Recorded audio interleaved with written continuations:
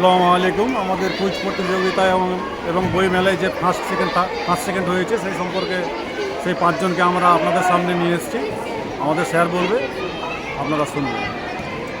আমরা আমাদের মিশন বিভিন্ন প্রচেষ্টার মাধ্যমে যে এগিয়ে যায় তার একটা প্রমাণস্বরূপ আপনারা দেখতে পাচ্ছেন আপনাদের সামনে।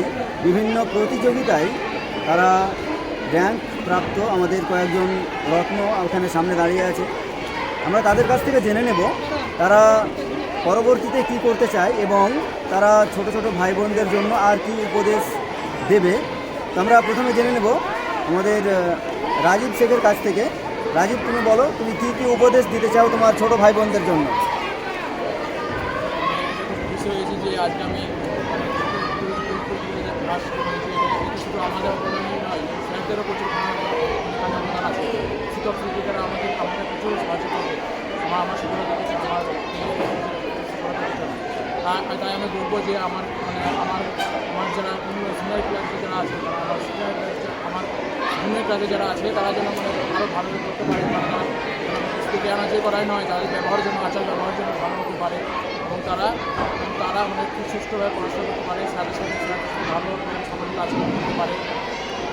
এটাই আমরা শুনলাম একজনের মুখ থেকে এবং আমরা জানতে পারলাম যে তার প্রচেষ্টা এবং ভবিষ্যৎ, তার ছোটো ছোটো ভাই বোন যারা মিশনে পড়ছে তাদের জন্য কিছু উপদেশ বার্তা তার মুখ থেকে আমরা শুনে নিলাম।